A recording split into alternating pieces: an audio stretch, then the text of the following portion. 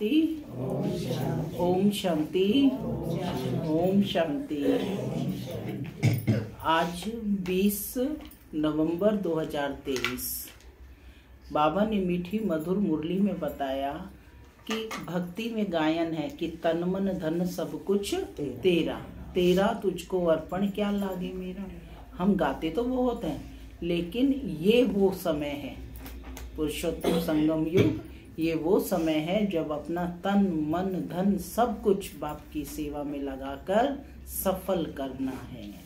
साथ ही बाबा ने बताया कि तुम आत्माएं कौन हो, तुम रूहानी सोशल वर्कर हो। जिस्मानी सोशल वर्कर तो बहुत हैं दुनिया में, लेकिन तुम्हें अब रूहों को ये ज्ञान देना है कि ये नाटक अब पूरा होने वाला है।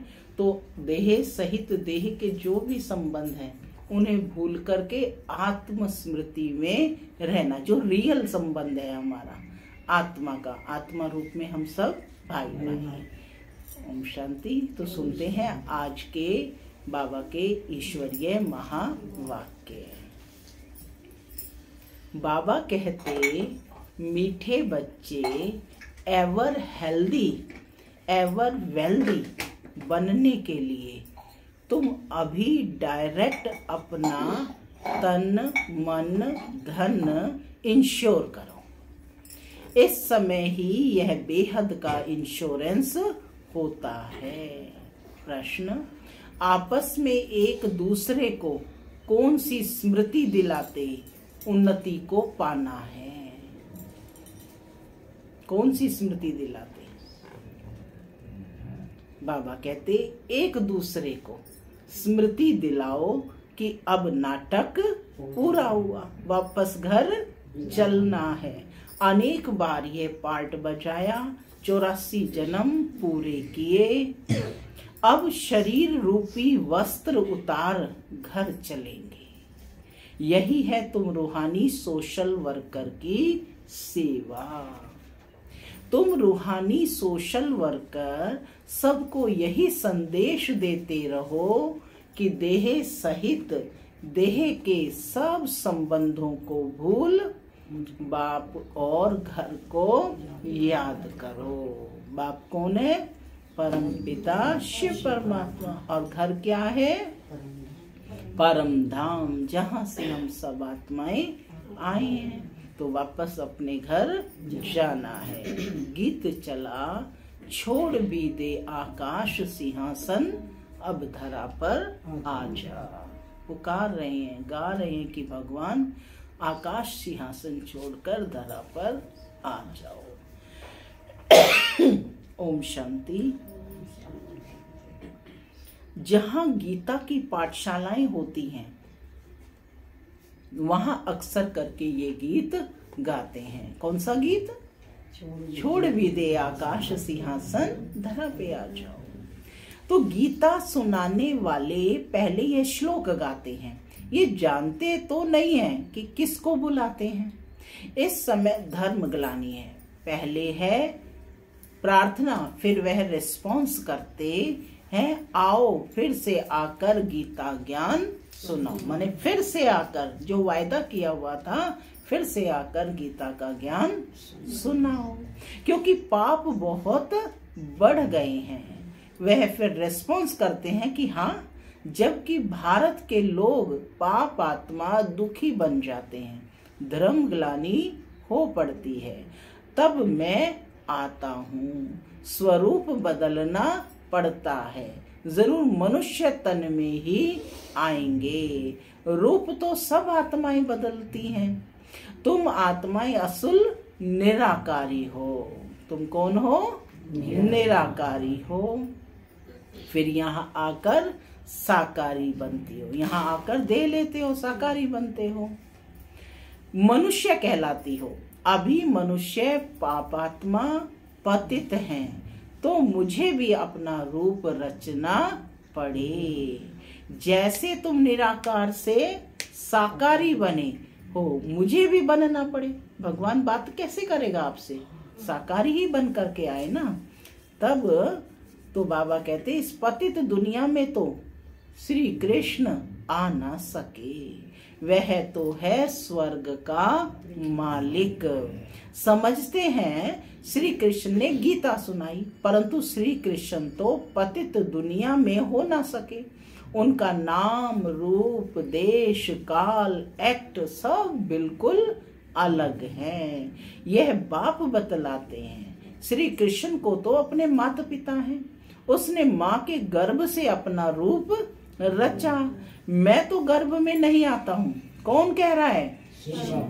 स्वयं परमात्मा कह रहे हैं, मैं तो गर्भ में नहीं आता हूँ। बाबा कहते, मुझे रथ तो जरूर चाहिए। मैं इनके बहुत जन्मों के अंत के जन्म में प्रवेश करता हूँ। किनके? ब्रह्मा के। पहला नंबर तो है श्री कृष्ण। इनके बहुत जन्मों के अंत का जन्म हुआ 84वां जन्म। तो मैं इसमें ही आता हूँ। यह अपने जन्मों को नहीं जानते हैं। श्री कृष्ण तो ऐसे नहीं कहते कि मैं अपने जन्मों को नहीं जानता हूँ। भगवान कहते हैं जिसमें मैंने प्रवेश किया है वह अपने जन्मों को नहीं जानते। मैं जानता हूँ श्री कृष्ण तो राजधानी का मालिक है। कौन कह रहे हैं? स्वयं भगवान वाच कि मैं जानता हूँ श्री कृष्ण तो राजधानी का मालिक है। सतयुग में है सूर्यवंशी राज्य विष्णुपुरी। विष्णु कहा जाता है लक्ष्मी नारायण को, कंबाइंड स्वरूप को कहते हैं ना, लक्ष्मी नारायण को। कहाँ भी भाषण होता है तो यह रिकॉर्ड काफी है, क्योंकि यह तो भारतवासी खुद गाते हैं। जब धर्म प्राहे लोप हो जाए तब तो फिर से गीता सुनाऊं। कैसे सुनाएंगे? जब धर्म लोप हो जाए तब तो फिर से गीता सुनाऊं। वही धर्म फिर से स्थापन करना है। उस धर्म में कोई मनुष्य ही नहीं है तो फिर गीता का ज्ञान कहाँ से निकला? माने उस धर्म का, आदि सनातन देवी देवता धर्म ना, उस धर्म में कोई मनुष्य ही नहीं तो फिर गीता का ज्ञान कहाँ से निकला? बाप समझाते हैं सत्य त्रेता में कोई शास्त्र आदि होते नहीं। यह सब है भक्ति मार्ग की सामग्री। इन द्वारा मेरे साथ कोई मिल नहीं सकते। मुझे तो आना पड़ता है। आकर सबको सदगति देता हूँ। क्या देते हैं बाबा? आकर सदगति देता हूँ। वाया गति, वाया गति माने पहले सभी आत्माएं की गति होगी, यानी परम धाम जाएंगे और फिर सतयुग में आएंगे तो वो सदगति होगा। तो बाबा कहते कि सबको वापस जाना पड़ता है। गति में जाकर फिर स्वर्ग में आना है, मुक्ति में जाकर फिर जीवन मुक्ति में आना है। बाप कहते हैं कि 1 सेकंड में जीवन मुक्ति मिल सकती है। 1 सेकंड में कैसे मिल जाएगी? 1 सेकंड में जीवन मुक्ति निश्चय बुद्धि होंगे, यानी निश्चय हुआ कि वो हमारा बाप है तो वर्षे के अधिकारी बन गए। तो बाबा कहते कि 1 सेकंड में जीवन मुक्ति मिल सकती है। गाया हुआ है ग्रस्त व्यवहार में रहते 1 सेकंड में जीवन मुक्ति अर्थात दुख रहित। सन्यासी तो जीवन मुक्त बना ना सके, वह तो जीवन मुक्ति को मानते ही नहीं। इन सन्यासियों का धर्म सतयुग में तो होता ही नहीं। सन्यास धर्म तो बाद में होता है। मुन्नी बहन कब से आया सन्यास धर्म? कितने वर्ष हुए हैं? 1500 वर्ष हुए हैं। गुड। तो बाबा कहते किसने की थी सन्यास धर्म की स्थापना? शंकराचार्य जी ने।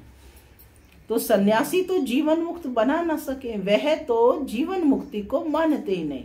इन सन्यासियों का धर्म सतयुग में तो होता ही नहीं। सन्यास धर्म तो बाद में होता है। इस्लामी, बौद्धि आदि ये सब सतयुग में नहीं आएंगे। अभी और सब धर्म है, बाकी देवता धर्म है नहीं।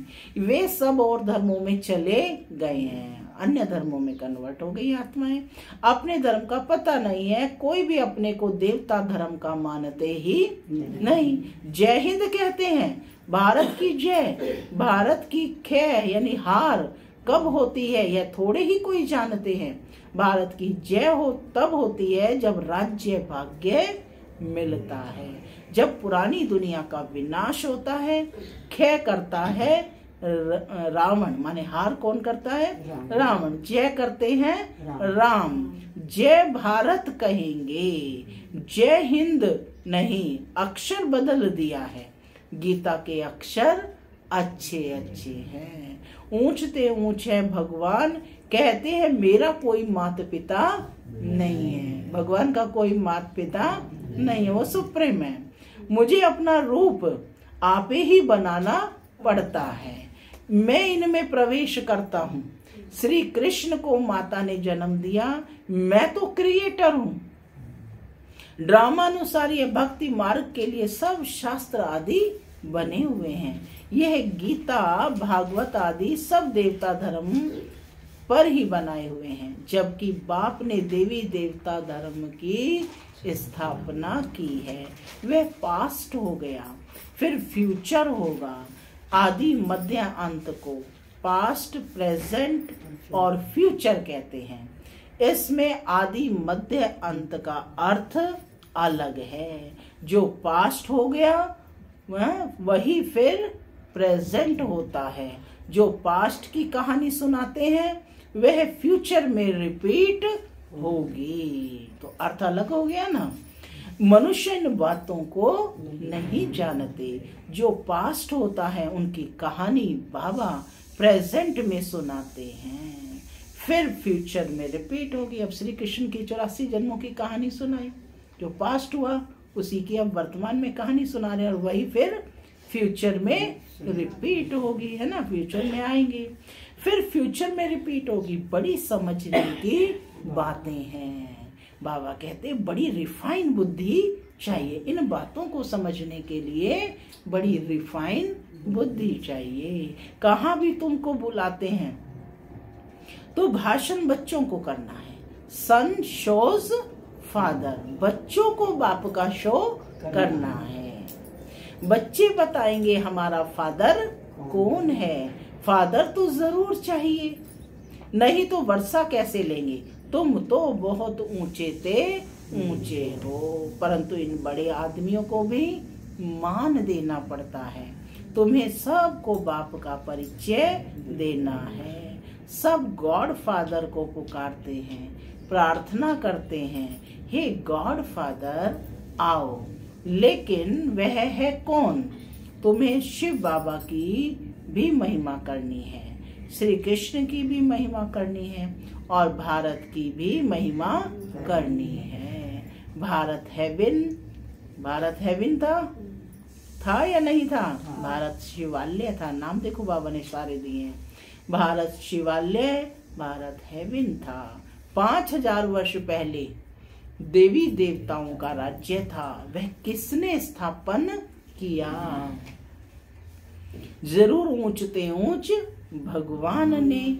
ऊंचते ऊंच निराकार परम पिता परमात्मा शिवाय नमः हुआ। शिव जयंती भारतवासी मनाते हैं, परंतु शिव कब पधारे थे यह किसी को भी पता नहीं है। जरूर हेवन से पहले संगम पर आया होगा।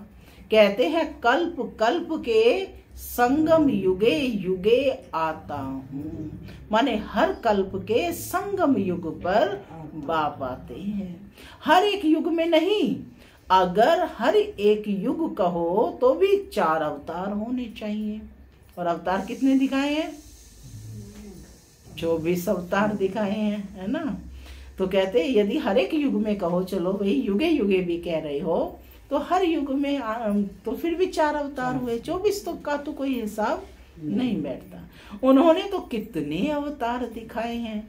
ऊंचे ते ऊंचा एक बाप है जो ही हेवन रचते हैं। भारत ही हेवन था, वॉइसलेस था, फिर तुम यह प्रश्न उठा नहीं सकते हो। वॉइसलेस माने पावन था। कि बच्चे कैसे पैदा होते हैं, वह तो रस्म रिवाज होगी, वह चलेगी। जो भी रस्म रिवाज होगी वह चलेगी। तुम क्यों फिक्र करते हो, पहले तुम बाप को तो जानो, वहां आत्मा का ज्ञान रहता है। हम आत्मा एक शरीर छोड़ दूसरा लेती हैं, रोने की बात नहीं, कभी अकाले मृत्यु नहीं होती है। खुशी से शरीर छोड़ देते हैं, आत्मा में ज्ञान रहता है। क्या ज्ञान रहता है आत्मा में? हम आत्मा एक शरीर छोड़ दूसरा लेती हैं। तो बाबा कहते कि खुशी से शरीर छोड़ देते हैं। तो बाप ने समझाया है मैं कैसे रूप बदल कर आता हूँ। श्री कृष्ण के लिए नहीं कहेंगे, वह तो गर्भ से जन्म लेते हैं। ब्रह्मा विष्णु शंकर है सूक्ष्म वतनवासी, प्रजापिता तो जरूर यहाँ चाहिए। प्रजापिता तो कहाँ चाहिए? इस दुनिया में ही चाहिए ना। हम उनकी संतान हैं। हम निराकार बाप अविनाशी है। हमारा जो बाप है कैसा है? निराकार और अविनाशी है, और हम उनकी संतान। हम आत्माएं भी अविनाशी हैं। आत्माएं भी कैसी हैं? अविनाशी हैं, परंतु हमको पुनर्जन्म में जरूर आना है। यह ड्रामा बना हुआ है। कहते हैं फिर से आकर गीता का ज्ञान सुनाओ। तो जरूर जब चक्र में आएंगे, जो होकर गए हैं, बाप भी होकर के गए हैं, फिर आए, माने बाप का भी पार्ट ड्रामा में नुंधा हुआ है। इसीलिए तो बाबा ने कहा जो होकर गए हैं फिर आए हुए हैं। कहते हैं फिर से आकर गीता सुनाता हूँ। बुलाते हैं पतित पावन आओ, तो जरूर पतित पावन। तो बाबा कहते हैं जरूर पतित पावन दुनिया है, सब पतित हैं। तब तो पाप धोने के लिए गंगा स्नान करने जाते हैं। स्वर्ग में यह भारत ही था। भारत है ऊंच अविनाशी खंड, सबका ये तीर्थ स्थान है। सब मनुष्य मात्र पतित हैं। सबको जीवन मुक्ति देने वाला वह बाप है। जरूर जो इतनी बड़ी सर्विस करते हैं उनकी महिमा गानी चाहिए। अविनाशी बाप का बर्थ प्लेस है भारत, वही सबको पावन बनाने वाला है। बाप अपने बर्थ प्लेस को छोड़ और कहाँ जाना सके। सुना है कि अमेरिका में भगवान पैदा हुए? नहीं, या रशिया में हुए? भगवान का बर्थ प्लेस भारत भूमि है, इसीलिए इसे सब तीर्थों से बड़ा तीर्थ कहा जाता है। तो बाबा कहते कि सबको वही सबको पावन बनाने वाला है। तो बाबा कहते मैं कैसे रूप रचता हूँ। तो बाप बैठिए समझाते हैं। सारा मदार धारणा पर है। धारणा पर ही तुम बच्चों का मर्तबा है। जितना जीवन में ज्ञान को धारण करेंगे उतना ही आपको पद ऊंचा मिलेगा।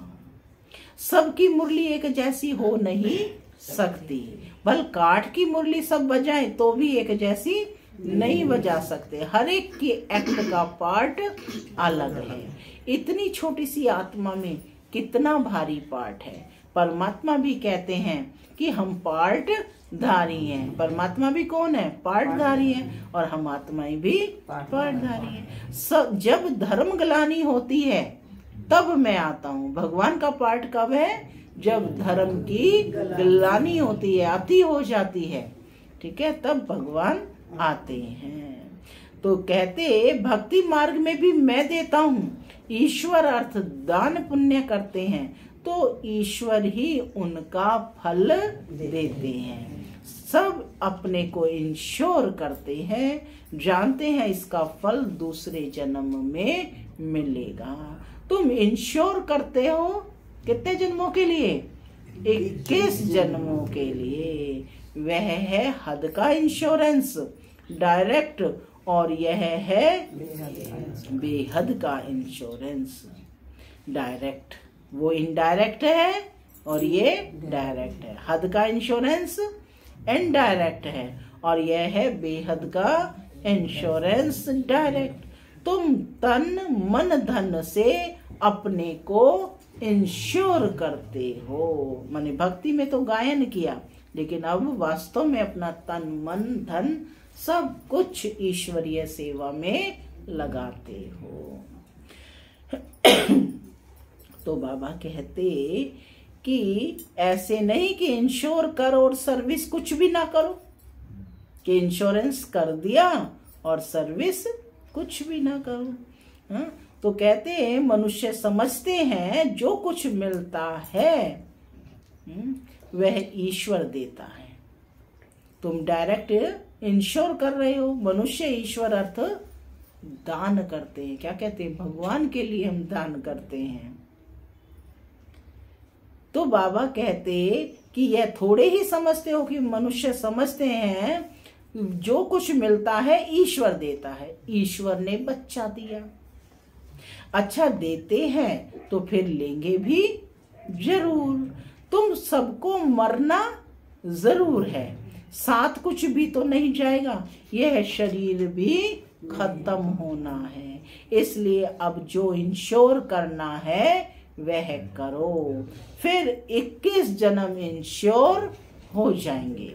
ऐसे नहीं कि इंश्योर करो और सर्विस कुछ भी ना करो, यहाँ ही खाते रहो। सर्विस तो करनी है ना। क्या करना है? सर्विस तो करेंगे सब सर्विस। अन्य आत्माओं को भी ईश्वर से जोड़ते जाइए। मिले तो बाबा कहते मिले तब जब सर्विस करो। मिलेगा कब? जब सर्विस करो तो ऊंच पद भी पाएंगे। जितना जो जास्ती सर्विस करते हैं उतना जास्ती मिलता है। थोड़ी सर्विस तो थोड़ा मिलेगा। गवर्नमेंट के सोशल वर्कर भी नंबरवार होते हैं, उनके बड़े बड़े हेड्स होते हैं। अनेक प्रकार के सोशल वर्कर्स हैं, वह है जिस्मानी और तुम्हारी है रूहानी सर्विस। हर एक को तुम यात्री बनाते हो। क्या बनाते हो? हर एक को रूहानी यात्री बनाते हो। वह यह है बाप के पास जाने की रूहानी यात्रा। बाप कहते हैं देह सहित देह के सब संबंधों को, गुरु गोसाई आदि को भी छोड़ो, मामेकम याद करो। डायरेक्ट स्पीच है कि मामेकम याद करो। परम पिता परमात्मा निराकार है, साकार रूप धारण कर समझाते हैं। कहते हैं मैं लोन लेता हूँ, प्रकृति का आधार लेता हूँ। तुम भी नंगे आए थे, ना अंगे, बिना अंगों के आए थे। अब फिर सबको वापस जाना है, जैसे आए थे वैसे ही जाना है। सब धर्म वालों को कहते हैं मौत सामने खड़ा है। यादव कौरव खलास हो जाएंगे, बाकी पांडव फिर क्या कहा कि पांडव फिर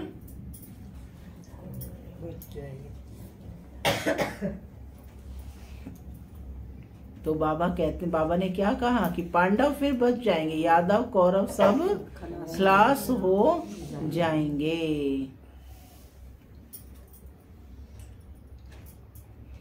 तो बाबा कहते कि यादव कौरव फिर खलास हो जाएंगे, बाकी पांडव फिर आकर राज्य करेंगे। यह गीता एपिसोड रिपीट हो रहा है। पुरानी दुनिया का विनाश होना है। 84 जन्म लेते लेते अब यह ओल्ड हो गया है। 84 जन्म पूरे हुए, नाटक पूरा हुआ। अब वापस जाना है, शरीर छोड़ घर जाते हैं। एक दो को यही स्मृति दिलाते हैं। क्या स्मृति दिलानी है? कि शरीर छोड़ अब घर वापस जाना है। अभी वापस जाना है। अनेक बार यह पार्ट बजाया है 84 जन्मों का। यह नाटक अनादि बना हुआ है। जो जो जिस धर्म वाले हैं उनको अपने सेक्शन में जाना है। जो देवी देवता धर्म प्राय लोप हो गया है उनके लिए अब सैपलिंग लग रही है। जो फूल होंगे वह आ जाएंगे। अच्छे अच्छे फूल आते हैं तो फिर माया का तूफान लगने से गिर पड़ते हैं। फिर ज्ञान की संजीवनी बूटी मिलने से उठ पड़ते हैं। तो बाप कहते हैं कि तुम शास्त्र पढ़ते आए हो, बरोबर इनके गुरु आदि भी थे। बाप कहते हैं गुरुओं सहित सबकी सदगति करने वाला एक ही है। 1 सेकंड में मुक्ति, जीवन मुक्ति, राजा रानी तो प्रवृत्ति मार्ग हो गया, वाइसलेस प्रवृत्ति मार्ग था। अब संपूर्ण विश्व है। यहाँ रावण का राज्य होता है, यहाँ महारावण का राज्य होता नहीं। यहाँ किसका राज्य है? रावण का। और वहाँ राम का राज्य। रावण का राज्य आधा कल्प से शुरू होता है। भारतवासी ही रावण से हार खाते हैं, बाकी और सब धर्म वाले अपने अपने समय पर सतो रजो तमो से पास होते हैं। पहले सुख फिर दुख में आते हैं। मुक्ति के बाद जीवन मुक्ति में है ही। इस समय सब तमो प्रधान जड़ जड़ीभूत है। हर आत्मा एक शरीर छोड़ फिर दूसरा नया शरीर लेती है। बाप कहते हैं मैं जन्म मरण में नहीं आता हूँ, मेरा कोई बाप ही नहीं है, हो नहीं सकता, मेरा कोई बाप हो नहीं सकता, और सबको तो बाप है। श्री कृष्ण का भी जन्म माँ के गर्भ से होता है। यही ब्रह्मा जब राज्य लेंगे तब गर्भ से जन्म लेंगे। इनको ही ओल्ड से न्यू बनना है। 84 जन्म का ओल्ड है। मुश्किल कोई यथार्थ बुद्धि में बैठता है और नशा चढ़ता है। यह कस्तूरी नॉलेज है। यह कैसी है? किसमें होती है कस्तूरी? हिरण में छिपी होती है। तो बाबा कहते हैं ये छिपी हुई है ना, गुप्त नॉलेज है, खुशबूदार है। अच्छा, मीठे मीठे सिक्के लधे बच्चों प्रति माता पिता दादा का याद प्यार और गुड मॉर्निंग। रूहानी बाप की रूहानी बच्चों को नमस्ते। हम रूहानी बच्चों की रूहानी दादा को याद प्यार गुड मॉर्निंग और नमस्ते। धारणा के लिए मुख्य सार पहला, रूहानी सोशल वर्कर बन सबको रूहानी यात्रा सिखानी है। अपने देवी देवता धर्म की सैपलिंग लगानी है। दूसरा, अपनी रिफाइन बुद्धि से बाप का शो करना है। पहले स्वयं में धारणा कर फिर दूसरों को सुनाना है। वरदान, वाचा के साथ मनसा द्वारा शक्तिशाली सेवा करने वाले सहज सफलता मूर्त भव। वाचा के साथ मनसा द्वारा शक्तिशाली सेवा करने वाले सहज सफलता मूर्त भव। जैसे वाचा की सेवा में सदा बिजी रहने के अनुभवी हो गए हो, ऐसे हर समय वाणी के साथ साथ मनसा सेवा स्वतः होनी चाहिए। मनसा सेवा अर्थात हर समय हर आत्मा के प्रति स्वतः शुभ भावना और शुभ कामना के शुद्ध वाइब्रेशन अपने को और दूसरों को अनुभव हो। मन से हर समय सर्व आत्माओं के प्रति दुआएं निकलती रहे तो मनसा सेवा करने से वाणी की एनर्जी जमा होगी और यह मनसा की शक्तिशाली सेवा सहज सफलता मूर्त बना देगी। स्लोगन, अपनी हर चलन से बाप का नाम बाला करने वाले ही सच्चे खुदाई खिदमतगार हैं। क्या बनना है? सच्चे खुदाई खिदमतगार। ओम शांति।